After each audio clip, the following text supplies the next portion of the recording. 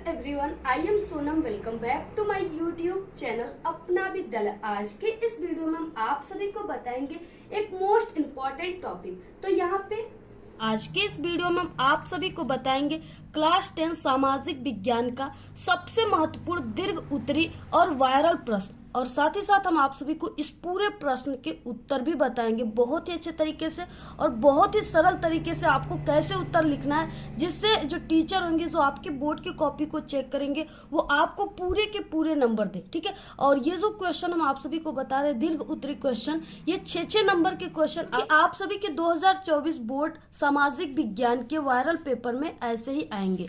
ठीक है, तो यहाँ पे देखिए, अगर आप लोग हमारे चैनल से क्लास 10 सामाजिक विज्ञान की पूरी तैयारी करते हो तो आपका इस बार बोर्ड एग्जाम में 70 नंबर बिल्कुल पक्का है। और ये जो हम आप सभी को क्वेश्चन बता रहे हैं बिल्कुल वायरल प्रश्न है, ये आप सभी के बोर्ड परीक्षा में इस बार बिल्कुल, ठीक है, यहाँ पे बिल्कुल 101% की हम आपको गारंटी देते हैं कि बिल्कुल पक्का आपके पेपर में ये छपा रहेगा। ठीक है, तो अगर आप लोग भी टारगेट बनाए कि इस बार आप सभी को बोर्ड एग्जाम में 95% लाकर एक टॉपर स्टूडेंट बनना है, तो आप लोग इस वीडियो को लास्ट तक देखिएगा। क्वेश्चन जो है आप सभी के बोर्ड के पेपर में हमेशा आते हैं। ठीक है, बिल्कुल ये रिपीटेड और कंटिन्यू आपके बोर्ड एग्जाम में बोर्ड पेपर में आने वाले क्वेश्चन है और 100% गारंटी इस बार भी आएगा। तो यहाँ पे देखिए, सबसे पहला क्वेश्चन है जो कि हमने आप सभी को ये जो पेपर बताए थे 2024 बोर्ड का बिल्कुल वायरल पेपर, जो कि 2024 में बिल्कुल यही पेपर आएगा। तो इस पेपर में हम आप सभी को, ठीक है, क्वेश्चन बताए थे, जो कि जितने भी क्वेश्चन थे बिल्कुल वायरल क्वेश्चन थे, उसी क्वेश्चन को यहाँ पे हम आप सभी को सॉल्व करके 6 नंबर वाले क्वेश्चन को बताएंगे। ठीक है, इससे पहले हम 4 नंबर वाले क्वेश्चन और ऑब्जेक्टिव क्वेश्चन बता चुके हैं। तो यहाँ पे देखिए क्या है सबसे पहला क्वेश्चन। यहाँ पे देखिए, जर्मनी एकीकरण की प्रक्रिया के बारे में समझाइए। यानी जर्मनी का जब एकीकरण हुआ था, जर्मनी जो था वो कई देशों में, उसमें कई देश मिले थे। ठीक है, तो क्या हुए थे, देश मिले थे, राज्य मिले थे, तो उसमें क्या हुआ, जब जर्मनी का एकीकरण हुआ तो ये क्या हो गया, अकेला हो गया जर्मनी। ठीक है, तो यहाँ पे वही इसकी प्रक्रिया के बारे में समझाना है कि किस तरह से जर्मनी का एकीकरण हुआ, उसमें क्या क्या चीजें सहयोग की, ठीक है, और क्या क्या प्रक्रिया हुआ जिससे जर्मनी की एकीकरण क्या हुआ, सफल हुआ।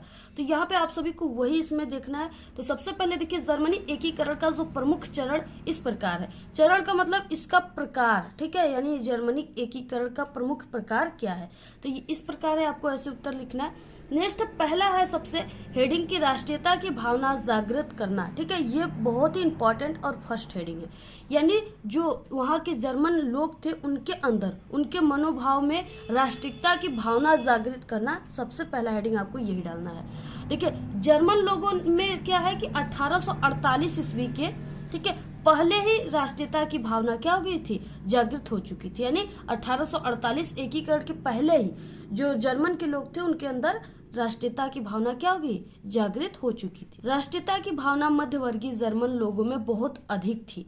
तो यहाँ पे देखिए, मध्यवर्गीय का मतलब क्या, जो जर्मनी में जो गरीब वर्ग के थे। ठीक है, मध्य वर्ग में क्या आते हैं, गरीब लोग आते हैं, मजदूर किसान आते हैं, ये सब आते हैं। तो इसमें क्या था कि राष्ट्रीयता की भावना जो है वो किसानों, मजदूरों यानी मध्यवर्गीय में जर्मन लोगों में बहुत अधिक थी। ठीक है, उनके प्रति, देश के प्रति अपने जर्मनी, उनके अंदर बहुत ज्यादा राष्ट्रीयता की भावना थी।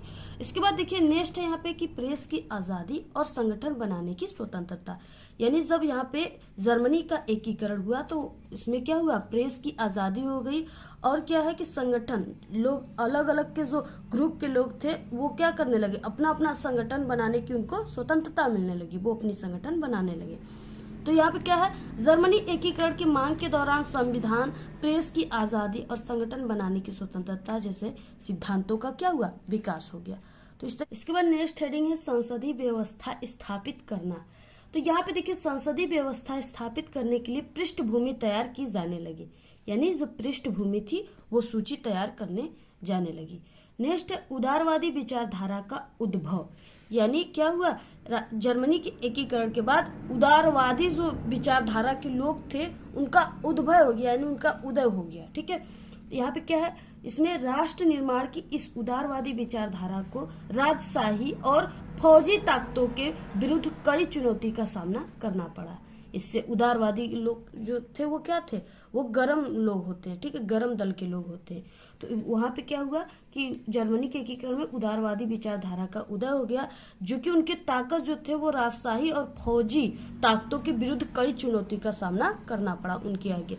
ठीक है, नेक्स्ट है यहाँ पे देखिए, इससे पहले हम आपको जो ये पेपर बताए हैं, ये पेपर पूरी वीडियो इसकी, ठीक है, आंसर के साथ जो है, यानी सिर्फ लॉन्ग क्वेश्चन कुछ नहीं बताए थे, बाकी सब क्वेश्चन के आंसर हम आप सभी को बता चुके। तो अगर आप लोग इस पेपर को नहीं देखे हो तो आप लोग जाकर के हमारे चैनल पे अभी 5-6 दिन ही हो रहे हैं आप अपलोड किए थे, आप लोग जाकर सभी को देख लीजिए, और ऐसे ही सभी पेपर अपलोड किए, ठीक है।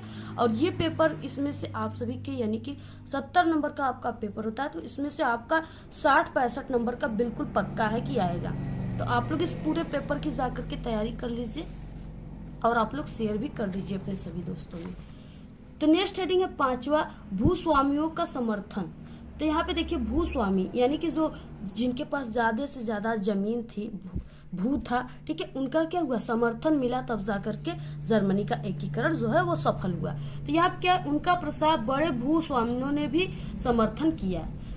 इसके बाद नेक्स्ट है 6वां, प्रसा ने राष्ट्र एकीकरण के आंदोलन का नेतृत्व संभाला और इसे एक नई दिशा प्रदान किया, ठीक है, प्रसा यानी वहां के राजा ने। तो इस तरीके से। इसके बाद नेक्स्ट 7वां, प्रसा का प्रधानमंत्री, यानी प्रसा का जो प्रधानमंत्री था वो ऑटोआन बिस्मार्क था, ठीक है, कौन था, ऑटोआन बिस्मार्क था। ये क्या है कि जर्मनी के एकीकरण का प्रमुख, जर्मनी के एकीकरण जो हुआ था उसमें जो ऑटोआन बिस्मार्क है वो अपना महत्वपूर्ण भूमिका निभाया था, ठीक है। ये क्या है, आप सभी के ये ऑब्जेक्टिव क्वेश्चन में भी आएगा और काफी ये इंपॉर्टेंट ऑब्जेक्टिव क्वेश्चन है, तो आप लोग यहाँ से ऑब्जेक्टिव क्वेश्चन भी तैयार कर लीजिए। तो यहाँ पे प्रसा का प्रधानमंत्री ऑटोआन बिस्मार्क इस प्रक्रिया का जनक थे। प्रसा जो था यहाँ पे, यानी यहाँ पे प्रसा एक स्थान था, तो इस प्रक्रिया का जनक थे जिसने प्रसा की सेना और नौकरशाही की मदद ली। जिसने क्या किया, प्रसा के सेना का और नौकरशाहियों का मदद लेकर के वो जर्मनी के एकीकरण का पूरा समर्थन किए और इस तरह से जर्मनी का एकीकरण सफल हो गया। नेक्स्ट 8वां, 18 जनवरी 1871 ईस्वी में वर्साय में प्रसा के राजा विलियम प्रथम को जर्मनी का सम्राट घोषित किया गया। यानी देखिए ये भी ऑब्जेक्टिव क्वेश्चन में आता है कि जर्मनी के, ठीक है, यानी जर्मनी राष्ट्र का प्रथम जो सम्राट है वो किसको घोषित किया गया, तो वो विलियम प्रथम को घोषित किया गया था। तो आप लोग इसको भी तैयार कर लीजिएगा। इसके बाद नेक्स्ट प्रश्न आता है जो कि काफी इंपॉर्टेंट है, जितने प्रश्न बता रहा है सभी वायरल, बिल्कुल 100% आपके पेपर में इस बार छप के आएंगे, ठीक है। तो यहाँ पे क्या है, इटली के एकीकरण पर प्रकाश डालिए। आप सभी को क्या करना है, इटली के एकीकरण पर प्रकाश डालना है। अब देखिए ये क्वेश्चन जो होता है ये आपके पेपर में आता है, तो कुछ स्टूडेंट जिनको नहीं पता होता है इटली के एकीकरण पे प्रकाश डालना, या वो नहीं समझ पाते कि ये प्रकाश डालना क्या होता है, तो वो क्या करते इस तरह से, ठीक है, इस तरह से क्या करते, वो टार्च बनाते हैं ऐसे, और यहाँ पे वो इस तरह से इटली के एकीकरण ऐसे लिख करके उसी पर ऐसे प्रकाश डाल देते हैं, ठीक है। तो यहाँ पे इस तरह से कुछ स्टूडेंट कर देते हैं। अब बताइए प्रकाश डालना का मतलब ये टार्च बनाकर प्रकाश थोड़ी नहीं डालना है, इसके बारे में ना लिखना है अच्छे तरीके से आप सभी को। अगर आप लोग ऐसे यहाँ पे इटली के एकीकरण लिख देंगे और यहाँ पे टार्च बनाकर प्रकाश डाल देंगे तो टीचर भी क्या करेगा, यहाँ पे 2 सुन्ना लिखेगा, 2 लड्डू, और यहाँ पे इस पे प्रकाश डाल देगा। बताइए एक भी नंबर तो आपको नहीं मिला।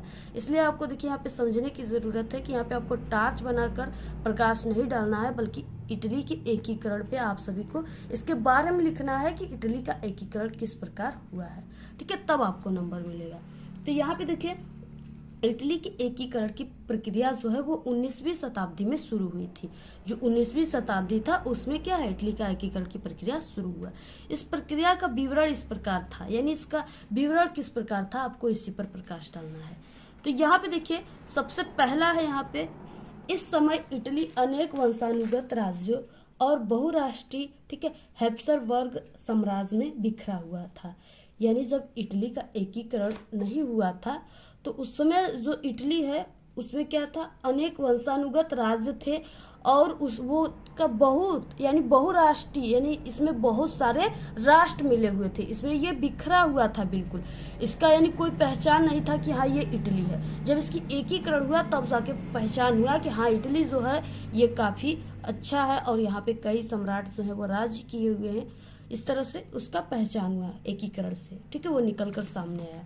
दूसरा है इतालवी भाषा, यानी इटली में जो था इतालवी भाषा था, तो यहाँ पे इतालवी भाषा संपूर्ण इटली में नहीं बोली जाती थी, अनेक स्थानों पर इसके अनेक रूप प्रचलित थे। जबकि जो ये इतालवी भाषा है ये सिर्फ इटली का था, लेकिन संपूर्ण इटली में ये नहीं बोली जाती थी, कुछ लोग ही बोलते थे ये भाषा।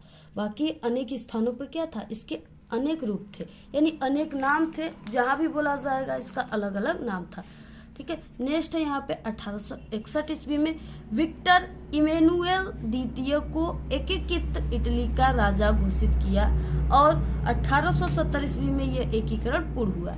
यानी जब 1861 ईस्वी में जो विक्टर इमैनुएल द्वितीय को क्या किया गया, इटली का जब राजा घोषित किया गया, तब जाकर के 1870 ईस्वी में इटली का ये एकीकरण पूर्ण हुआ। देखिए 1861 ईस्वी में घोषित किया गया और 1870 ईस्वी में ये पूरा पूर्ण हो गया, ठीक है।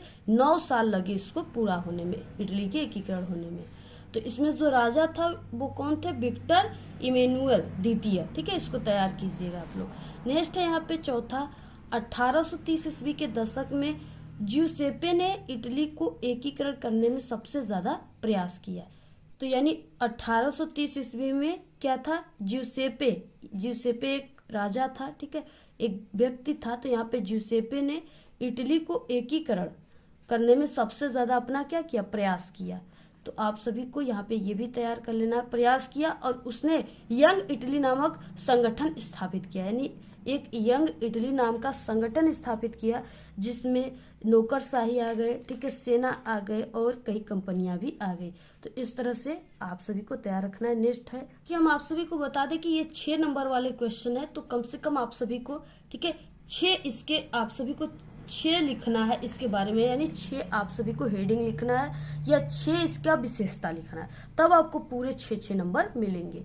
तो इस तरह से देखिए पांचवा क्या है, 1859 ईस्वी में सार्डिनिया और पिडमांट ने, ठीक है, ऑस्ट्रिया को पराजित किया और इस युद्ध में जो गैरिबाल्डी के नेतृत्व में अनेक सैनिकों ने भी भाग लिया।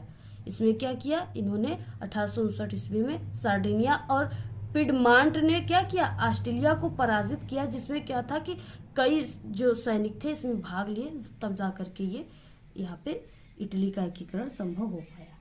नेक्स्ट है 1860 ईस्वी में दक्षिणी इटली वो 2 सिसिलियों के राज्यों में सार्डिनिया पिडमांट ने के सैनिकों ने, ठीक है, प्रवेश किया। यहाँ पर स्थानीय किसानों की मदद से वे स्पेन को पराजित कर सके, यानी वो स्पेन को पराजित किए, ऑस्ट्रिया को पराजित किए, कौन, इटली के लोगों ने, ठीक है, तब जाकर के इटली का एकीकरण हो पाया है। तो इस तरह से आप सभी को सभी जितने भी यहाँ पे क्वेश्चन बताए सभी को आपको तैयार कर लेना है, और ऐसे ही और भी क्वेश्चन के लिए आप लोग जरूर कमेंट करके बताइए। और जितना भी हमने 4 नंबर वाले क्वेश्चन और 1 नंबर वाले ऑब्जेक्टिव क्वेश्चन जितना भी हमने बताया सभी को आप लोग तैयार कर लीजिए। चैनल पे वीडियो अपलोड है, चैनल पे आप लोग हमारे अपना विद्यालय पे विजिट कीजिए और वहाँ पे सभी वीडियो जो आप लोग देखना चाहते हो उसको आप लोग देखिए, ठीक है, और अपने दोस्तों में भी शेयर कीजिए। और अगर आप सभी को इस सभी क्वेश्चन का पीडीएफ चाहिए तो आप लोग हमारे टेलीग्राम चैनल को ज्वाइन कीजिए, वहाँ पे आप सभी को इस पूरे क्वेश्चन का, ठीक है, पीडीएफ मिल जाएगा, जहाँ से आप लोग आसानी से उसे डाउनलोड करके पढ़ सकते हो। तो आप लोग को टेलीग्राम का लिंक हमारे इसी वीडियो के डिस्क्रिप्शन में मिल जाएगा, वहाँ से आप लोग डाउनलोड कर लीजिए। तो आज के इस वीडियो में सिर्फ इतना ही। आपको ये वीडियो कैसा लगा, अगर वीडियो पसंद आए तो एक बड़ा सा लाइक कर दे, चैनल पे नए तो सब्सक्राइब करके बेल आइकन को जरूर प्रेस कर दे। Thanks, all the very best, bye bye.